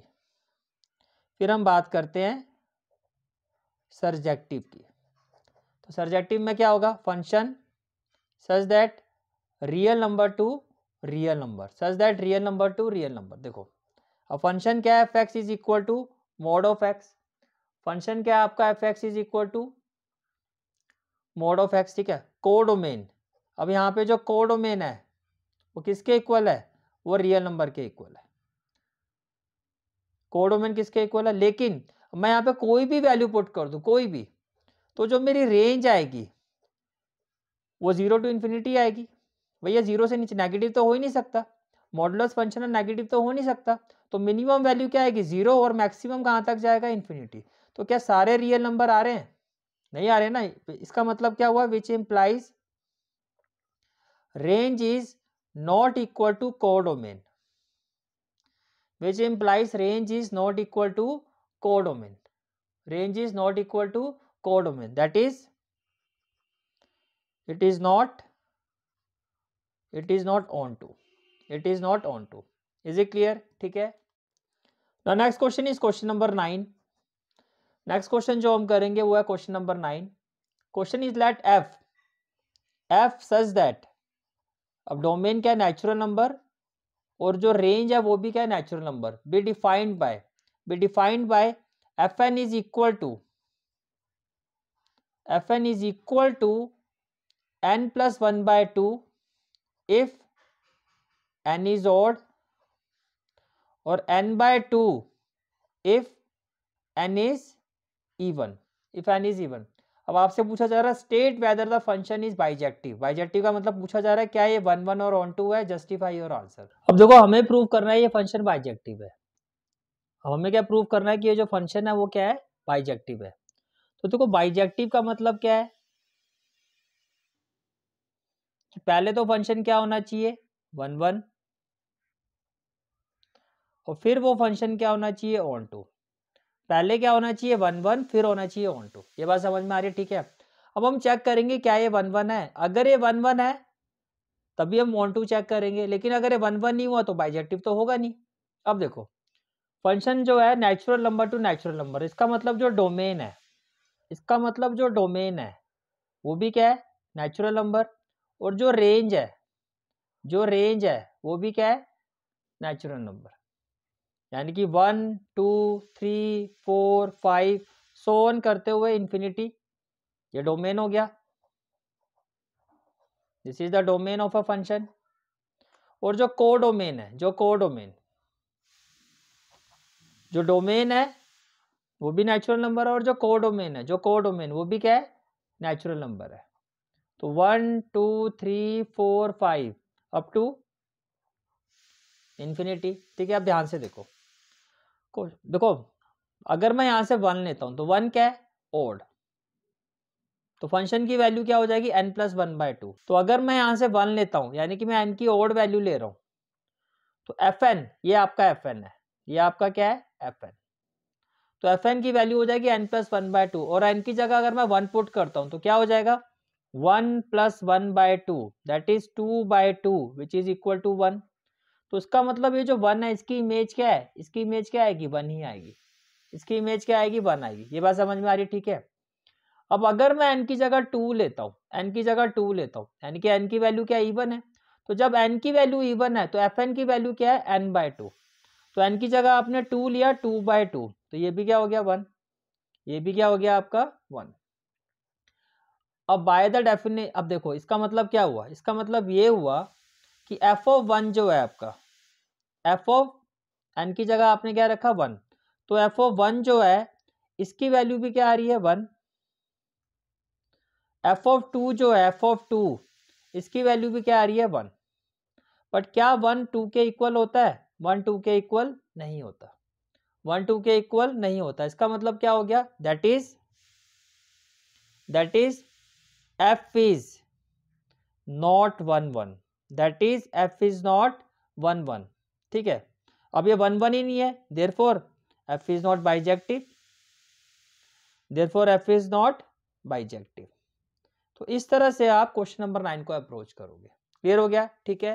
now next question is question number 10। Next question जो हम एक्सरसाइज 1.2 कर लेंगे वो क्या है, question number 10।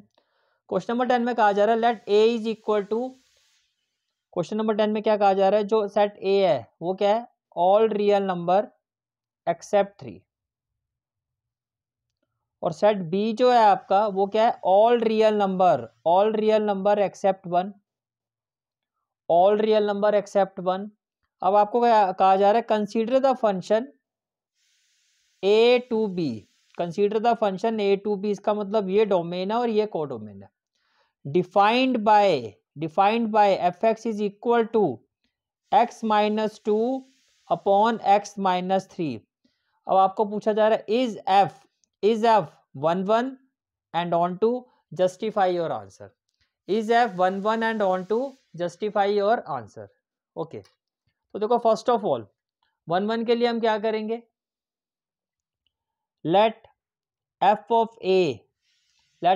a is equal to f of b, let f of a is equal to f of b। अब इसकी जगह a रखो तो क्या हो जाएगा, a-2 upon a-3 equal to b-2 upon b-3, b-3। ये बात समझ में आ रही है, ठीक है।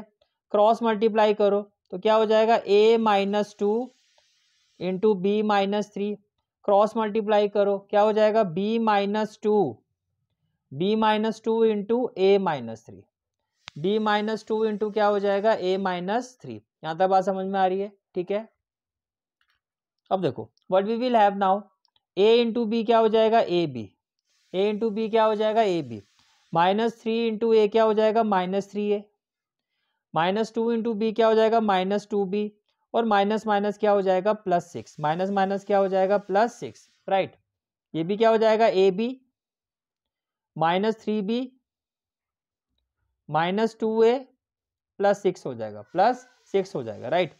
अब इसमें क्या क्या कैंसिल हो जाएगा, देखो ए बी से ए बी कैंसिल हो जाएगा, 6 से 6 कैंसिल हो जाएगा, राइट। तो क्या रह गया, -3a -2b equal to -3b -2a, कुछ इस तरह से वैल्यू आ जाएगी आपकी, ठीक है। नाउ -3a, ये -2 है, इसको यहां लेके आओगे तो क्या हो जाएगा, +2a, क्या हो जाएगा, +2a इक्वल टू क्या हो जाएगा, -3b, ये -2b है, यहाँ लेके जाओगे तो क्या हो जाएगा, +2b। ये क्लियर हो गया, -3a +2b क्या हो जाएगा, -a, और -3b +2b क्या हो जाएगा, -b। तो a इक्वल टू क्या हो गया, b, a इक्वल टू क्या हो गया, b। क्लियर हो गया, दैट इज भाई f of a f of b के इक्वल है और a b के इक्वल है, तो इसका मतलब that is it is 1 1, that is it is 1 1। ये क्लियर हो गया, ठीक है।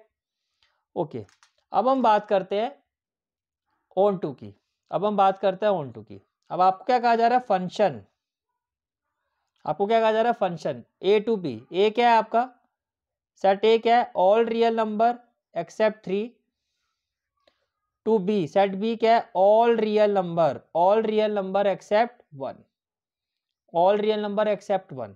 And value of f x is equal to x minus 2 upon x minus 3, right. अब देखो, let f x is equal to y, तो इसका मतलब क्या हो गया, एफ एक्स की जगह क्या हो जाएगा, y इक्वल टू क्या हो जाएगा, x minus 2 upon x minus 3। ये कुछ इस तरह से हो जाएगा, राइट।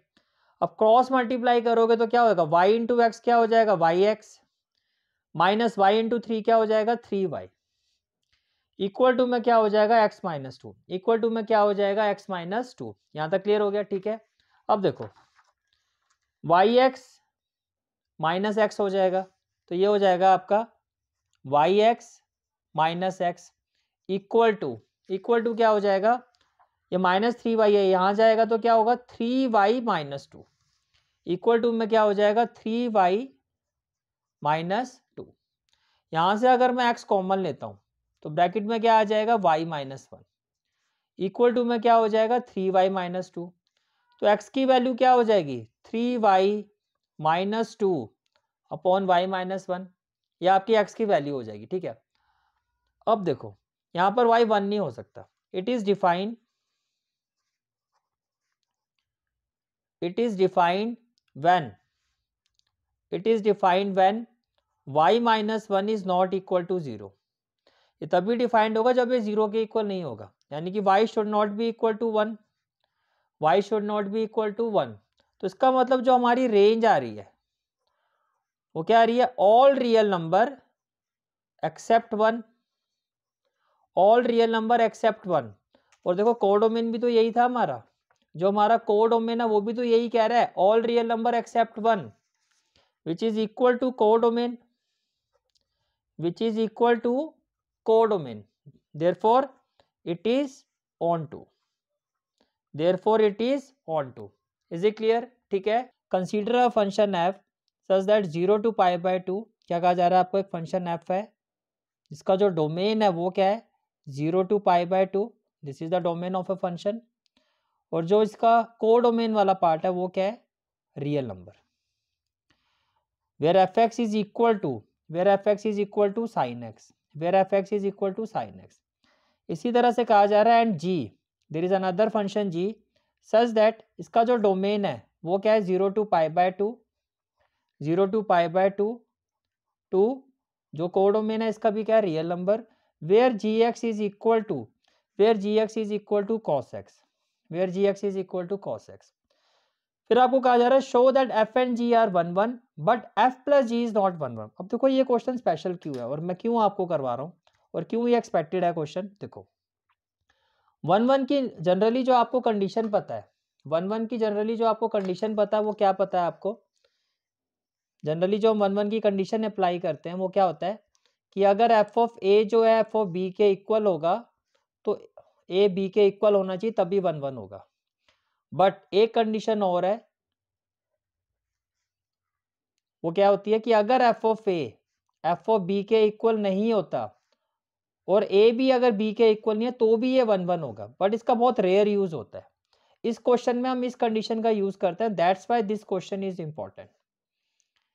इसमें हम 1 1 कैसे प्रूव करेंगे कि एफ ऑफ ए जो है वो एफ ऑफ बी के इक्वल नहीं है। समझ में आ रहा है क्या कह रहा हूँ, कि एफ ऑफ ए जो है वो एफ ऑफ बी के इक्वल नहीं है, तो ए भी बी के इक्वल नहीं होगा आपका, तो ए भी जो है बी के इक्वल नहीं होगा। जैसे कि देखो क्वेश्चन में कहा जा रहा है आपको 0 to pi by 2, क्वेश्चन में बात क्या हो रही है 0 to pi by 2। अब देखो we know that 0 is not equal to pi by 2, 0 pi by 2 के इक्वल नहीं होता, राइट। तो एफ ऑफ 0 जो है एफ ऑफ 0 अगर, अब देखो एफ ऑफ एक्स क्या है आपका, एफ ऑफ एक्स है आपका साइन एक्स, तो एफ ऑफ 0 क्या हो जाएगा साइन 0,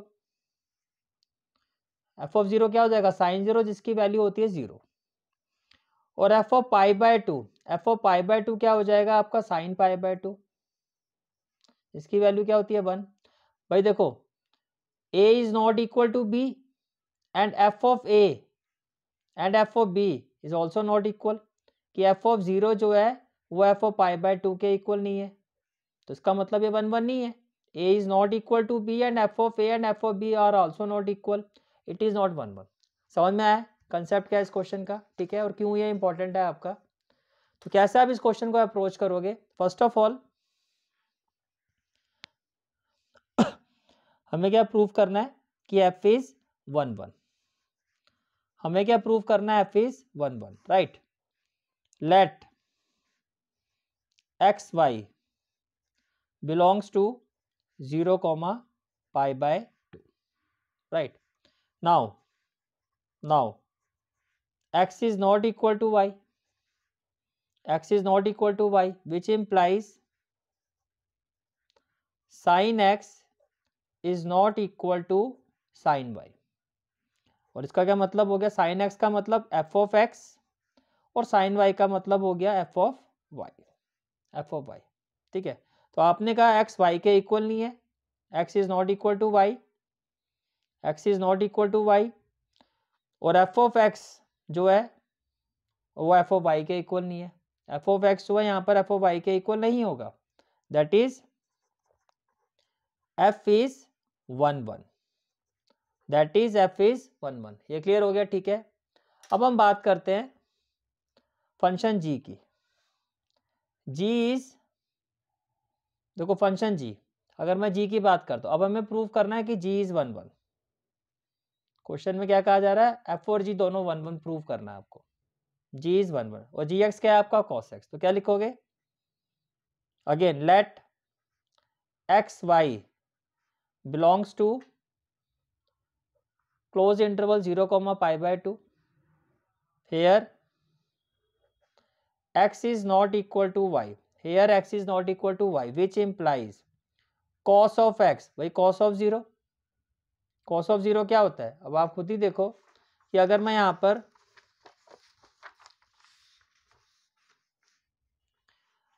cos 0 की वैल्यू क्या होती है 1 और cos 90 की वैल्यू क्या होती है 0, तो क्या ये इक्वल आ रहा है, नहीं आ रहा है ना. तो आप क्या कहोगे, which implies cos x is not equal to cos y, cos x, x और y भी इक्वल नहीं है, और with respect to the image वो भी इक्वल नहीं है, दैट इज cos x का मतलब gx is not equal to gy, that is g is 1 1, that is g is 1 1. ये क्लियर हो गया, ठीक है. अब क्वेश्चन में कहा जा रहा है कि आपको प्रूव करना है कि f प्लस जी, भाई f ऑफ x तो 1 1 है, f 1 1 है, g 1 1 है, लेकिन f plus g is not 1 1. अब आपको ये प्रूव करना है, तो हमें क्या प्रूव करना है, what we have to prove, that f plus g is not 1 1, f plus g is not 1 1, ठीक है. तो देखो first of all f plus g of x क्या होगा, f plus g of x क्या होगा आपका, f of x plus g of x. अब f ऑफ x का मतलब क्या हो गया sin x, और g ऑफ x का मतलब क्या हो गया cos x, g of x का मतलब क्या हो गया cos x. ये क्लियर हो गया, ठीक है. Now f plus g of 0 वो क्या हो जाएगा sin 0 प्लस cos 0. sin 0 की वैल्यू क्या होती है 0 और cos 0 की वैल्यू क्या होती है 1. इसी तरह से f plus g of pi by 2, f plus g of pi by 2 ये क्या हो जाएगा sine pi by 2 plus cos pi by 2. तो साइन पाई बाय 2 क्या होता है 1, कॉस पाई बाय 2 क्या होता है 0. तो ये किसके इक्वल आ गया 1 के. अब देखो जो इमेज है वो तो सेम आ रही है, इमेज क्या आ रही है सेम, राइट. अगर आप देखो hair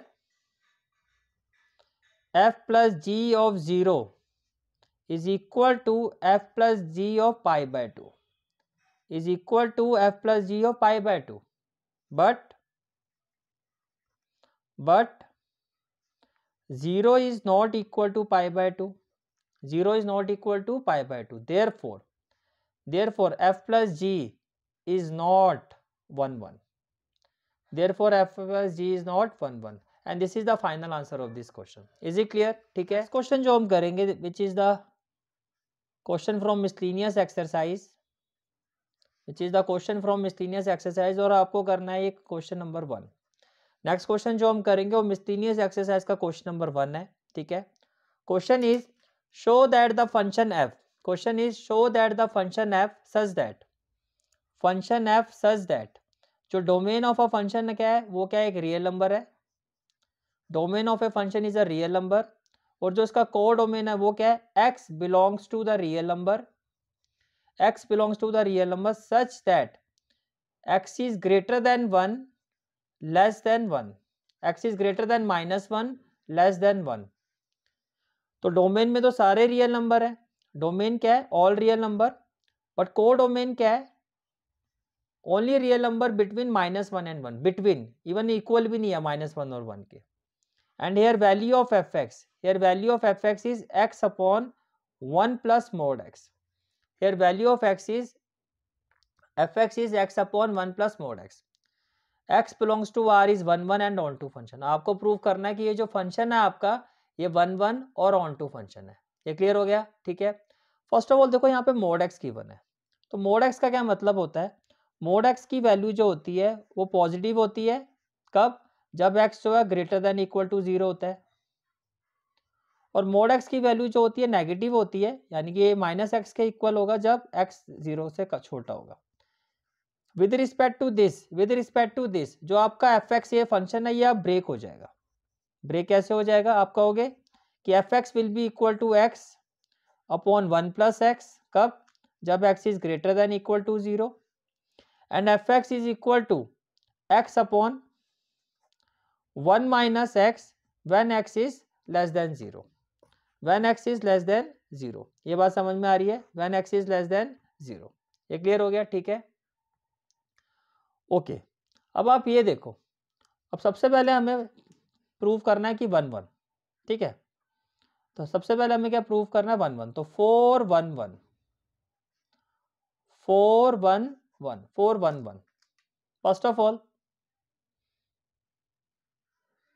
late f of x1 is equal to f of x2, हम ऐसे ही प्रूव करते हैं 1 1, late f of x1 is equal to f of x2।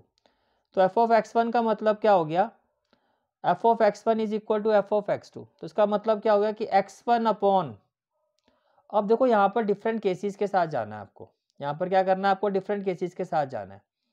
अब यहाँ पर x 0 से बड़ा है, x 0 से छोटा है, ठीक है। तो जब हम ये वाला जो हम 1 1 प्रूव करेंगे उसमें केस 1 क्या लेंगे, इसमें हम केस 1 क्या लेंगे भाई, जब फंक्शन ब्रेक हो जाता है तो उसमें अलग अलग केस बन जाते हैं। तो हम यहाँ पर जो केस ले रहे हैं, लेट कि जो x1 है वो भी ग्रेटर देन इक्वल टू 0 है, और जो x2 है वो भी ग्रेटर देन इक्वल टू 0 है। x1 भी 0 के इक्वल, 0 से बड़ा है, and x1 comma x2 both belongs to the real number. तो जब x1 जो है आपका, जब x1 जो है वो 0 के इक्वल है, 0 से बड़ा है, तो बेसिकली fx की वैल्यू क्या होगी, x अपॉन 1 प्लस एक्स। तो f ऑफ x1 क्या हो जाएगा, x1 अपॉन 1 प्लस x1। इसी तरह से f ऑफ x2 क्या हो जाएगा, x2 अपॉन 1 प्लस x2। अब आप क्रॉस मल्टीप्लाई करोगे तो क्या हो जाएगा, x1 इंटू 1 क्या हो जाएगा, x1 प्लस हो जाएगा x1 x2 इक्वल टू क्या हो जाएगा, x2 प्लस हो जाएगा x1 x2। तो ये कैंसिल हो जाएगा, which implies x1 is equal to x2। अब with respect to this case तो ये कंडीशन प्रूव हो रही है कि भैया अगर इमेजेस इक्वल है तो एलिमेंट्स भी इक्वल है, ठीक है। अब हम आते हैं केस 2 पर, अब हम आते हैं केस 2 पर, केस 2। अब केस 2 में क्या होगा, late x1 is less than 0 and x2 is less than 0 and x2 is less than 0 where x1 comma x2, where x1 comma x2 belongs to the real number। ये बात समझ में आ रही है, where x1 comma x2 belongs to the real number, ठीक है। अब देखो जी,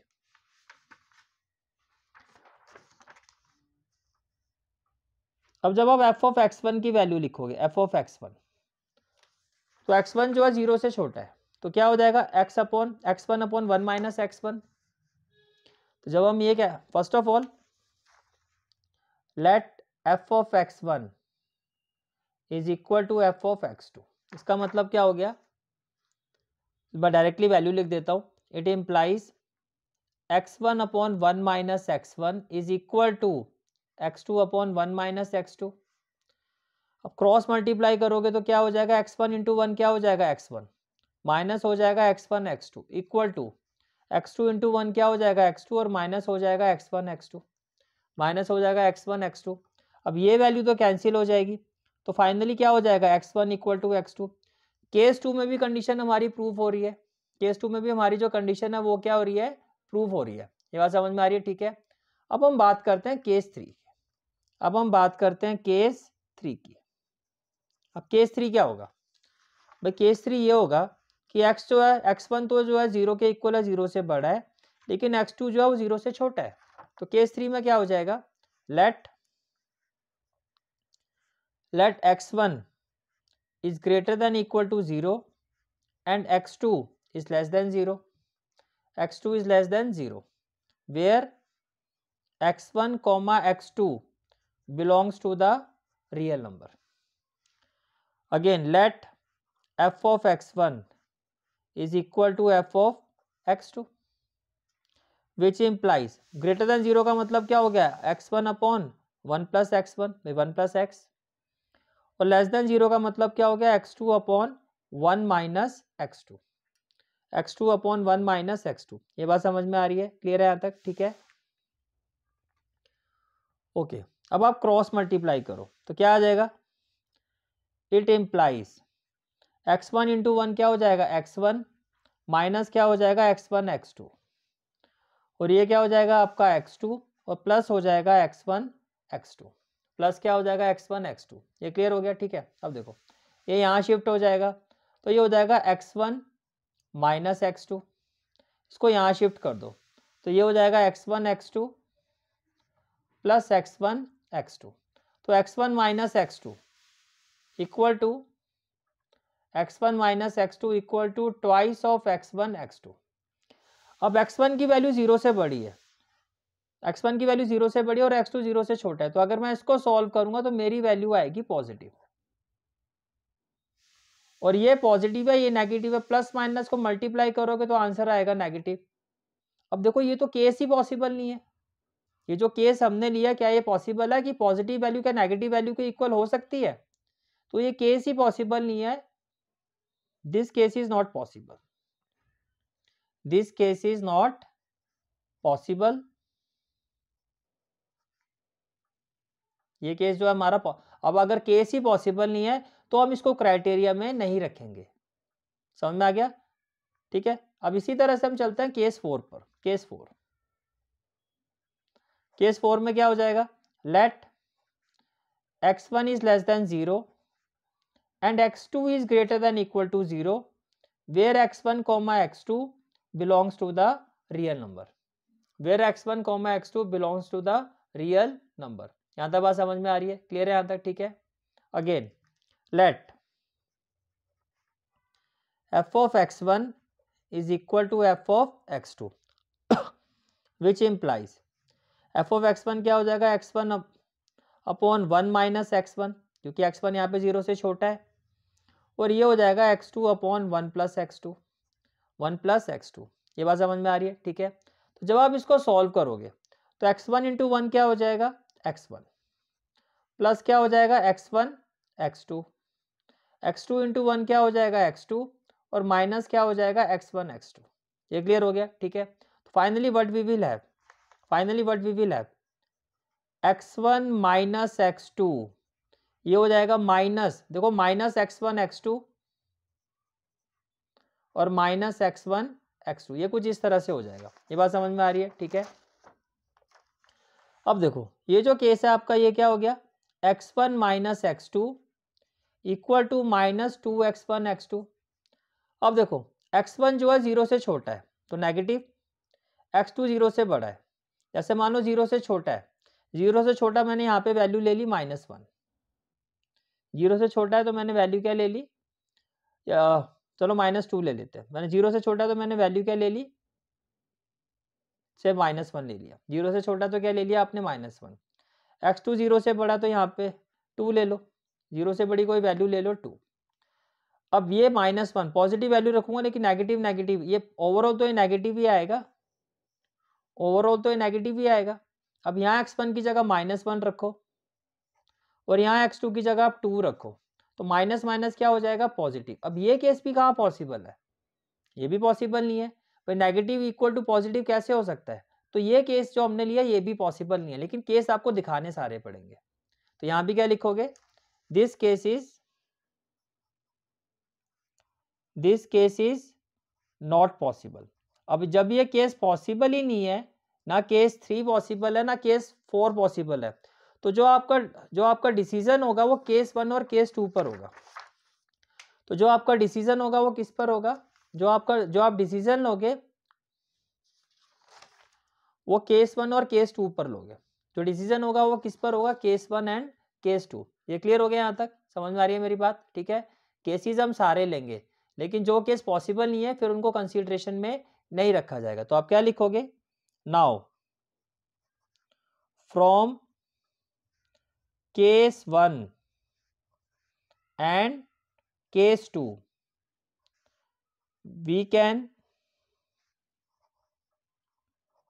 we can clearly state that function is 1 1। we can clearly state that function is 1 1। Function क्या है हमारा 1 1 है, राइट। अब हमें चेक करना है whether the given function is on to or not, ठीक है। 4 on to, 4 on to, ठीक है। केस 1 क्या होगा, x is greater than equal to 0 and y is greater than equal to 0। तो जब x भी 0 के इक्वल है, 0 से बड़ा है, तो y greater than equal to 0, तो y इक्वल टू क्या हो जाएगा, तो y हो गया आपका fx। तो जब x 0 है 0 से बड़ा तो वैल्यू क्या होगी, x अपॉन 1 प्लस एक्स। तो वैल्यू क्या होगी, x अपॉन 1 प्लस एक्स। ये क्लियर हो गया, ठीक है। तो वैल्यू क्या होगी, x अपॉन 1 प्लस एक्स। अब देखो एज पर द क्वेश्चन जो आपका डोमेन है, यहां देखो आप, अब समझो आप, देखो ये जो आपका डोमेन है एज पर द क्वेश्चन, वो तो क्या है, real number. Domain of a function is a real number. और जो आपका को डोमेन है उसमें कंडीशन है कि जो x है वो -1 से बड़ा है और 1 से छोटा है। x जो है आपका वो -1 से बड़ा और 1 से क्या है, छोटा। इसका मतलब x की जो वैल्यू है वो -1 और 1 के बीच में, यानी कि यहाँ पे वही रियल नंबर आएंगे जो -1 और 1 के बीच में, लाइक -0.5, -0.4, -0.3, सो ऑन, इस तरह से चलता रहेगा आपका, समझ आ गया, सो ऑन अप टू 0। अब 1 भी नहीं आना चाहिए, तो 0.2 ऐसे आपका आएगा।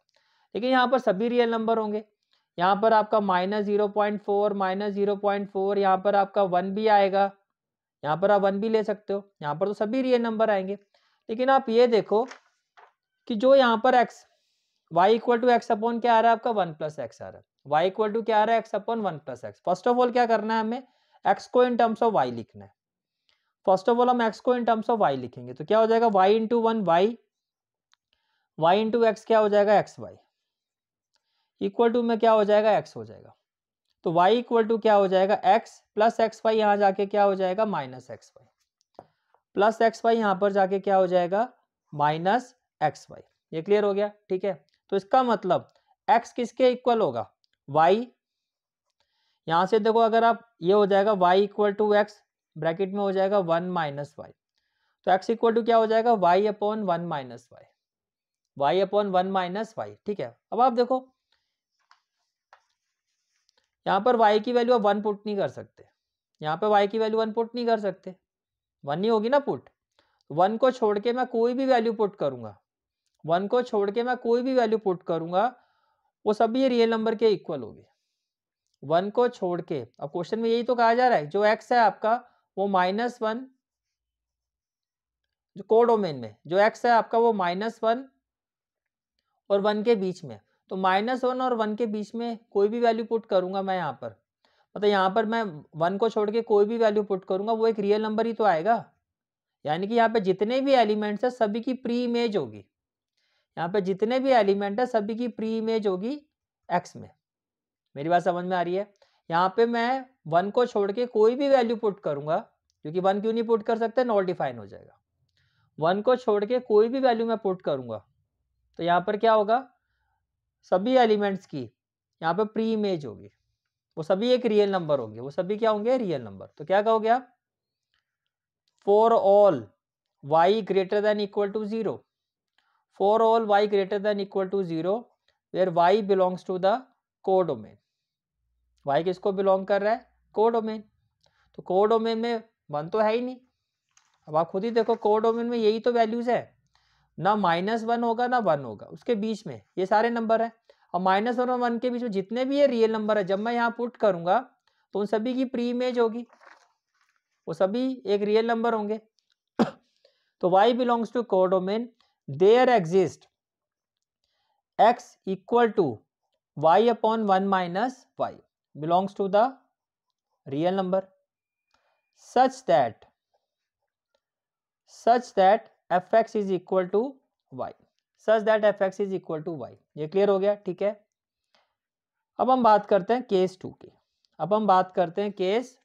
तो केस 2 में क्या होगा आपका, when x is less than 0 y is less than 0, तो y इक्वल टू अगेन क्या होगा, x अपॉन, यहाँ प्लस x है तो अब यहाँ पर क्या हो जाएगा 1 माइनस एक्स, तो ये हो जाएगा y माइनस एक्स वाई, और इक्वल टू में क्या हो जाएगा, x हो जाएगा, इक्वल टू में क्या हो जाएगा, x हो जाएगा। तो y इक्वल टू क्या हो जाएगा,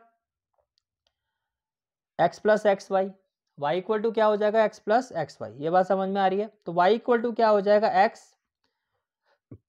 1 plus y, y equal to क्या हो जाएगा, x 1 प्लस वाई। तो x इक्वल टू क्या हो जाएगा, y upon 1 plus y, y equal to, अब देखो यहाँ पर मैं कोई भी वैल्यू पुट करूँ, यहाँ पर मैं कोई भी वैल्यू पुट करता हूँ कोडोमेन से, वो सभी एक रियल नंबर के इक्वल आएंगी, वो सभी किसके इक्वल आएगी, रियल नंबर के इक्वल आएगी। तो कैसे लिखोगे, for all y less than 0 where y belongs to the codomain, where y belongs to the codomain, there exists x which is equal to y upon 1 plus y belongs to the real number such that f of x is equal to y, clear हो गया यहाँ तक, ठीक है। तो इसका मतलब now from case 1 and 2, from case 1 and case 2, we can say that for all y belongs to codomain, यानी कि जितने भी y कोडोमेन को बिलोंग कर रहे हैं, there exist x जो किसको बिलोंग कर रहा है, डोमेन को, यानी कि हर y एलिमेंट के लिए प्री इमेज है कोडोमेन में, such that f of x is equal to y, therefore fx is on to, और इसी के साथ हमारा चैप्टर 1 रिलेशन एंड फंक्शन के सभी इंपॉर्टेंट क्वेश्चंस कंप्लीट होते हैं। क्लियर है यहाँ तक, ठीक है। This is for today's class, I hope you like this class, and if you like this class then do like, share and subscribe my channel, and don't forget to press the bell icon press करने से क्या होगा, जो भी मैं lecture upload करूंगा you will get the notification of that lecture. Thanks for watching this video. जहां तक आपके मैथ्स कोर्स की बात है, कंप्लीट मैथमेटिक्स कोर्स की जो प्लेलिस्ट का लिंक है वो आपको डिस्क्रिप्शन सेक्शन में मिल जाएगा। So bye, take care and have a great day.